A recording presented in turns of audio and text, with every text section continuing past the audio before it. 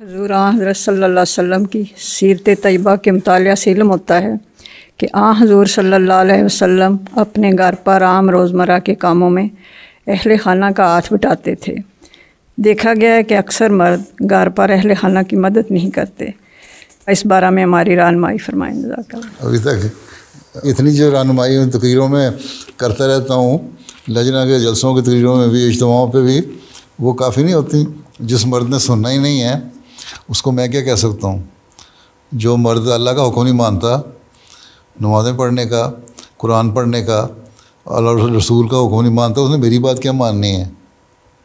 ٹھیک ہے، میں تو ہمیشہ نصیحتیں کرتا رہتا ہوں اور بتاتا رہتا ہوں کہ حضرت صلی اللہ علیہ وسلم کرتے تھے، آپ کے اسوہ پہ چلنا ضروری ہے۔ اللہ تعالیٰ نے فرمایا کہ حضرت صلی اللہ علیہ وسلم کے اسوہ پہ چلو اگر تم لوگوں نے ترقی کرنی ہے تو بہت سارے مرد ہیں کرتے ہیں مدد۔ ابھی میں نے کہا بچوں کی تربیت کے بارے میں بھی کہ اپنے نمونے دونوں کو دکھانے ہوں گے، گھروں کے ماحول کو خوشگوار رکھیں گے تو نمونے قائم رہیں گے نا۔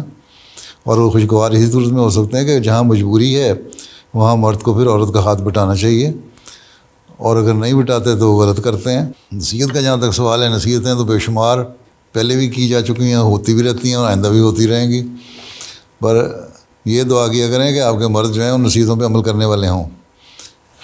ٹھیک ہے، آپ بھی دعا کیا کریں اللہ تعالیٰ ان کو عقل دے اپنے خامدوں کو۔